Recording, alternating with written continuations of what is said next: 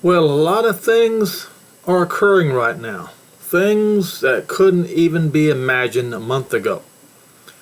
I want to get started with this. Reuters. Parading of bodies in Gaza abhorrent, UN rights chief says. But will they do anything about it? No, they only provide lip service.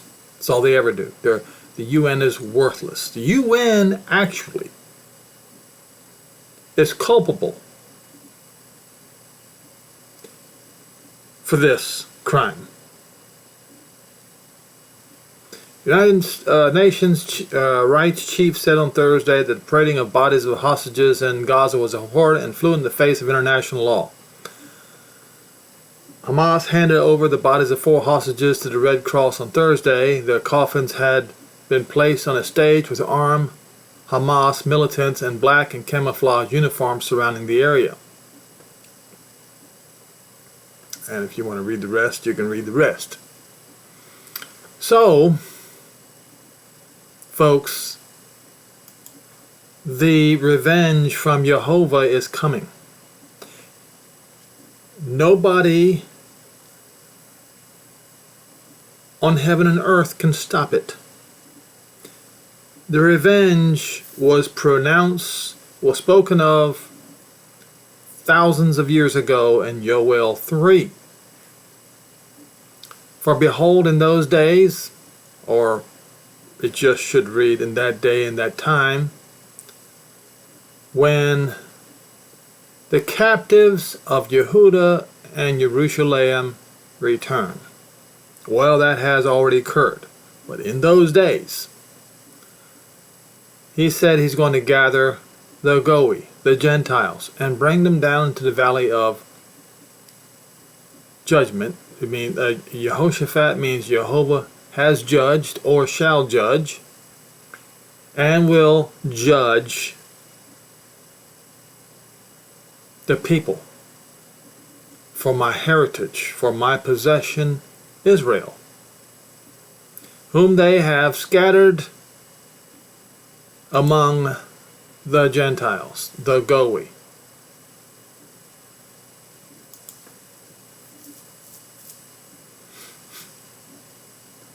And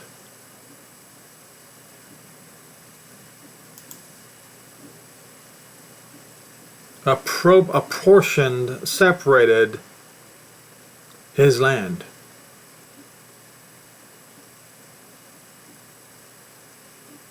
You see, all of the United Nations is guilty of this. But it started with Rome. It started with Rome in 70 on the Roman calendar.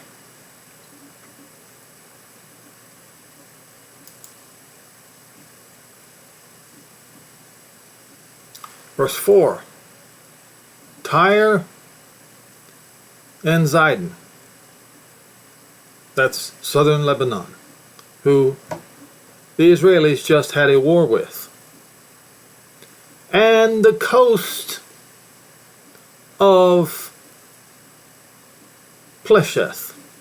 Now, Galilee, a circuit boundary, also a district, as they say in Palestine, but right here it says Pelesheth or Plesheth, a territory on the south Mediterranean coast of Israel. That's Gaza, specifically. So the Israelis just had a war with Gaza and with Hezbollah in southern Lebanon. Just had one.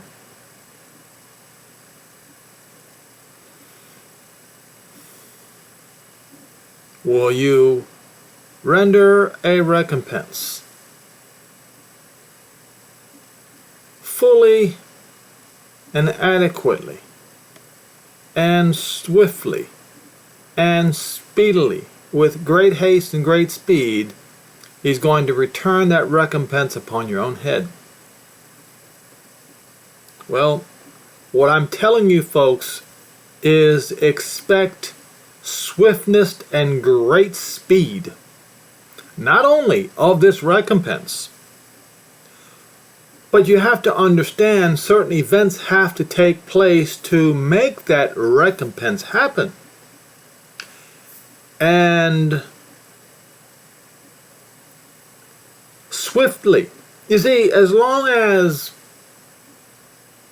the previous administration would have been in power, there would have been no swiftness, would there? No. In fact, even if Donald J. Trump became president again, we did, didn't he, Henry? Yes. Listen to me carefully. Even if Donald J. Trump became president of the United States again, but without an incentive to make things happen quickly, for those of you who don't take in or who don't take hints very well, when Donald Trump got his ear pierced, yeah, that suddenly gave him incentive to do something. It woke him up. And it caused him to realize that his enemies wanted him dead. And he knows more than any of us who those enemies are.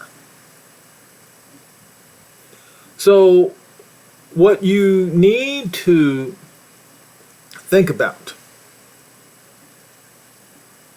in his mind, he is pulling away from these enemies who tried to have him killed.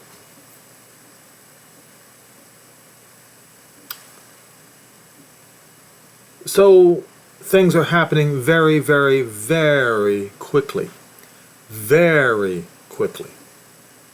You have, Kash Patel now being head of the FBI. Of course, folks, if there wasn't a clear majority of Republicans in the Senate and a simple majority in the House, he probably still couldn't move very fast. But things have to move quickly in order for this particular recompense to occur. To bring the great battle in the Valley of Judgment in Israel, which is also the same as the invasion in Ezekiel 38 and 39. And I often wondered, how can this happen? Because you see, right here, it says, Son of man, set your face against Gog, the land of Magog. And Gog, for those of you who do not understand Greek, translated into English would be George, as in the ribbon of Saint George. Now, Georgia, the Republic of Georgia, is also Gog. And whether Vladimir Putin wants you to believe it or not, his mother is from Georgia. But that's beside the point. I've done video about that like 5 or 6 years ago. From the land of Magog, Rosh, you see that Rosh? Captain of Meshach and Tubal. Now Tubal is claimed to be Tbilisi in Georgia, but Meshach is claimed to be Moscow. And prophesy against him and says Adonai, I'm going to have to learn to say it correctly. Jehovah, Gog, Rosh, prince of Meshach and Tubal, return and put hooks in your jaws, and will bring you forth your army, your Zeus. Now, people think that Zeus means horses. Well, it does, but it also means a bird, a swallow. What does a swallow do? You ever watched a swallow? The way they fly? They fly like fighter aircrafts do. Quickly, and they dart like fighter jets do. But a swallow is a bird, not a horse. As in warbird and war horses. We know what this means. War horse and warbirds.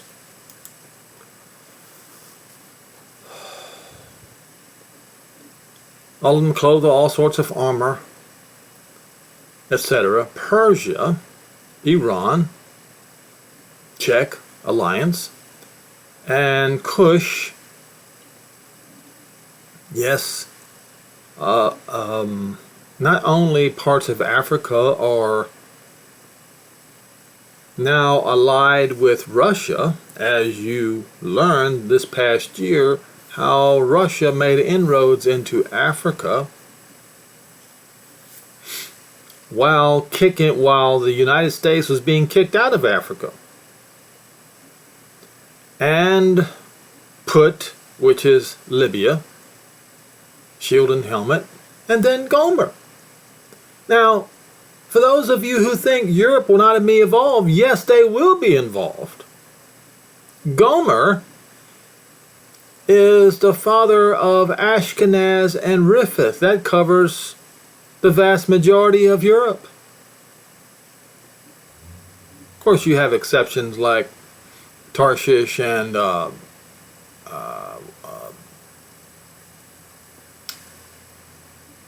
Greece, Yavan. But the vast majority of Europe are the sons of Gomer. And Togarmah also is a son of Gomer, of the north flank, extreme recesses of the north. Okay? So this appears to be an alliance between Europe and Russia. And African nations. It appears to be a UN alliance, minus the young lions of Tarshish, a young lion, singular, of Tarshish, and Sheba and Dedan. I'll show you. Invasion. It says Sheba and Dedan, and the travelers, the merchants of Tarshish, the young lion, and their young lion. It says young lion right there, Kafir. I did a video on that showing you that the young lion of Tarshish was indeed the United States of America.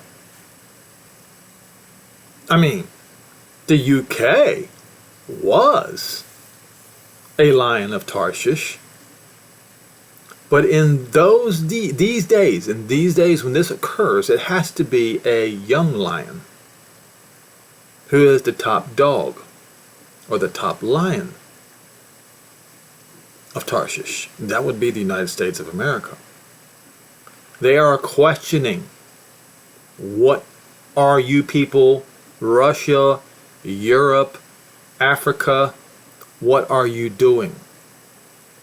This is a United Nations invasion, folks. That's what it is.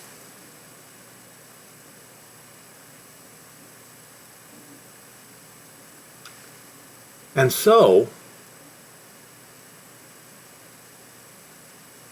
What is this? Let me show you how this could happen. With the United States no longer being a part of the United Nations. Republican congressmen introduced bill for full U.S. withdrawal from the UN, Fox News. I just saw this morning. Republican lawmakers have proposed an initiative for the U.S. to exit the United Nations, citing concerns that the organization contradicts American interests and does not align with the president. Well, I wonder what's going on. Anyway,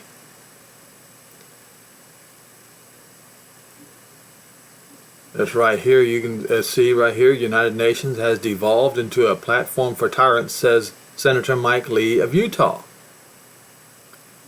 And this was published February 20th, 2025. That's just a couple of days ago. What in the world is going on here? Things are moving really, really fast, folks. And if you're not paying attention, the events will slip right by you. But that's not the only thing that's happening.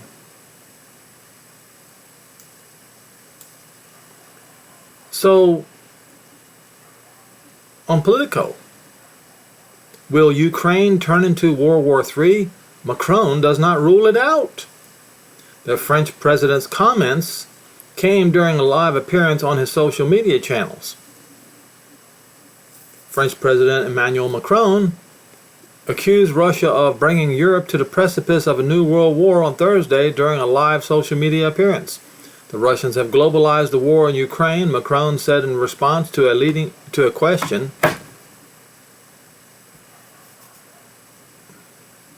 asking if Moscow invasion could lead to World War III. While the French president said he is wary of bold words, he pointed out that Russia is using Iranian drones to target strikes in Ukraine and has deployed North Korean troops to the front lines. Well, now I'm going to have to use my... I don't know what happened to my mouse.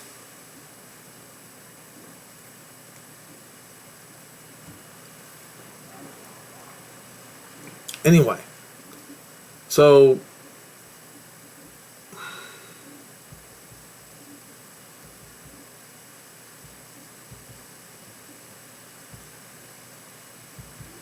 it appears, and there was also an article, you can look that up too, that the British Prime Minister is talking about mobilizing troops to Ukraine. Now we will go to this particular article. Newsweek.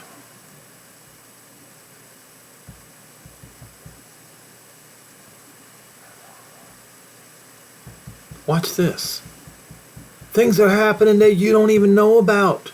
Trump gave Europe 3 weeks to sign off on Ukraine surrender, says MEP.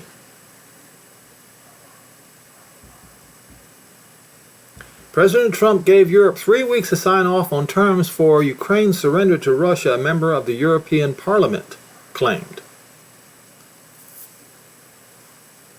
Observers of the 3-year war have worried that Trump may strike a deal with Russian President Vladimir Putin that pressures Ukraine to abandon its aspirations to join NATO and cede its currently occupied territories, effectively capitulating to Moscow's demands.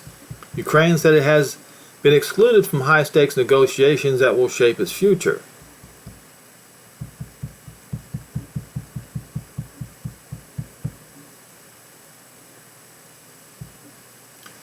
And you see the direct quote here on Twitter.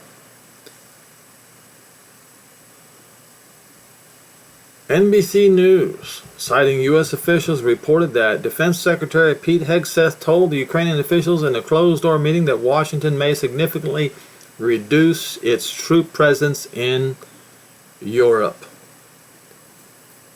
What we're seeing here is the United States of America, the young lion of Tarshish, withdrawing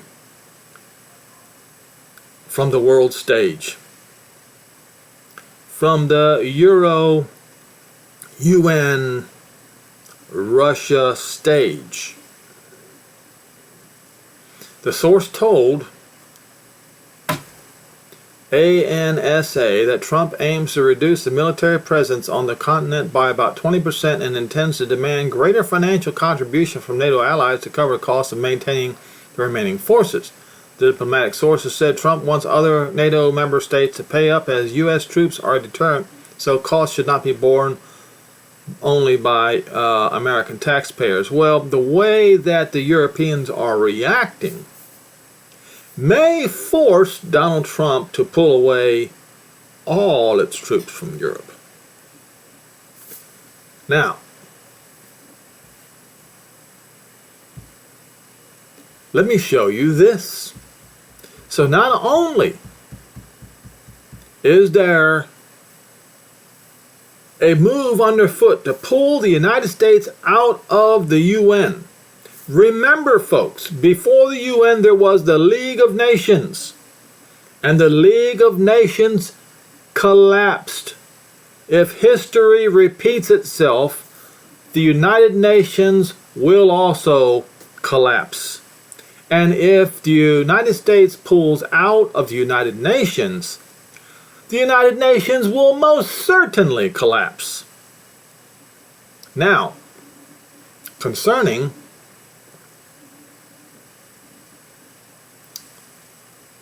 this article, the law is not airtight. Trump may have a way out of NATO.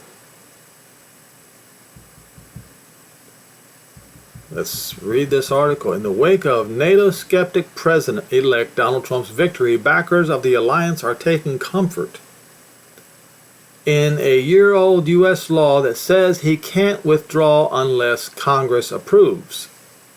But wait, Trump may have a way around it. See, they knew in advance that he was going to pull the United States out of NATO. Imagine that. They knew in advance that he would, which is why they drew up this law. In 2023, Tim Kaine, Marco Rubio authored legislation requiring that any presidential decision to exit NATO must have either two-thirds Senate approval or be authorized through an act of Congress. Lawmakers passed a measure as part of fiscal 2024 National Defense Authorization Act, which President Joe Biden signed into law. Now I understand why Donald Trump made Marco Rubio Secretary of State. Pulled him out of the Senate. That was pretty slick, I gotta say.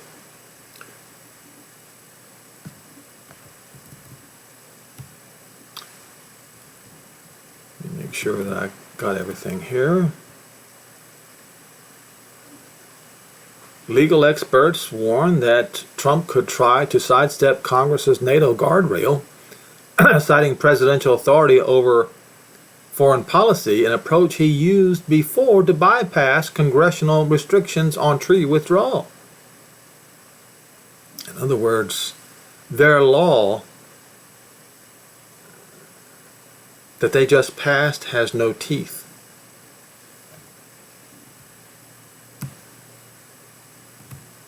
The law is not airtight, said Scott Anderson, a Brookings Institute scholar and senior editor of Lawfare, who has argued for firmer restrictions on a president leaving NATO. What it does do, he said, is set up a direct constitutional conflict with Congress if the president tries to withdraw. It is not open and shut. This is about Congress telling you you can't do this, and if you ignore Congress, you're going to have to fight us in the courts over it.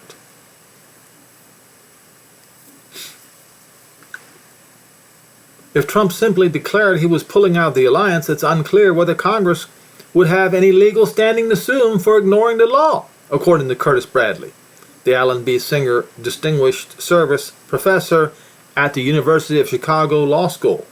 The Supreme Court has generally held that institutional conflicts between the branches are political questions best resolved through the political process rather than through judicial intervention. So, guess what, folks?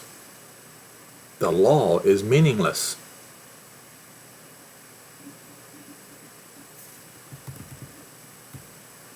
For the issue to be litigated, there would need to be someone with standing to sue. Bradley said in an email, the only party that I can think of who may have a standing would be Congress itself, but it is not clear that the Republicans' Congress, who will at least control the Senate, would support such a suit.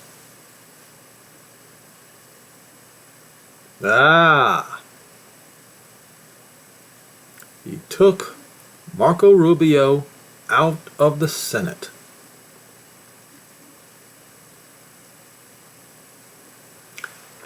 And if Kash Patel was voted in as head of the FBI,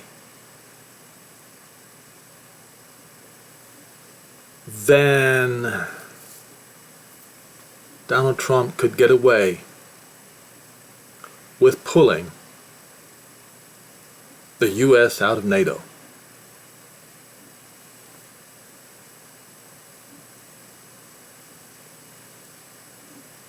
Yes, things have to move quickly. Why? Because it is written in Yoel 3.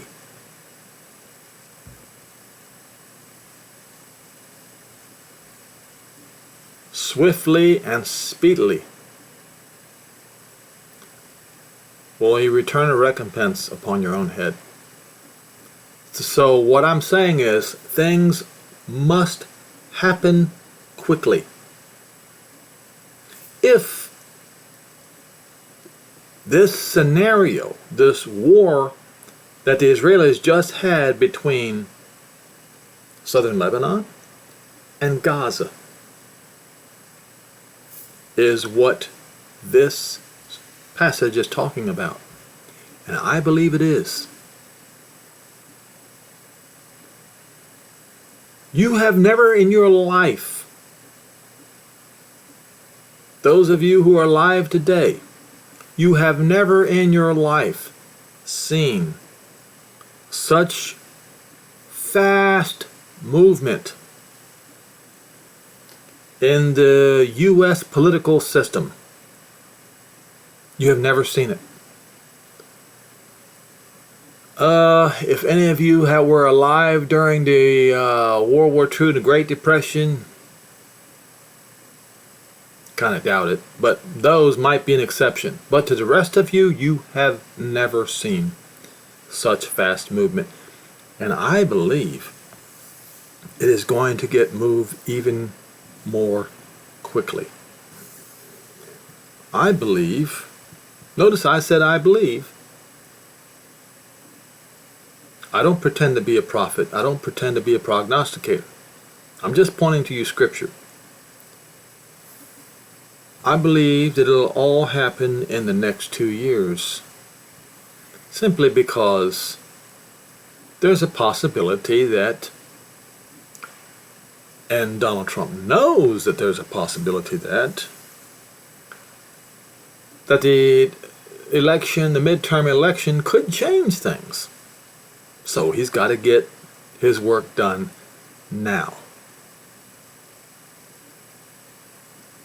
But as I said, it is amazing what a pierced ear, how a pierced ear could change events so quickly. You notice in Donald Trump's first year, did he get anything done? No, not really.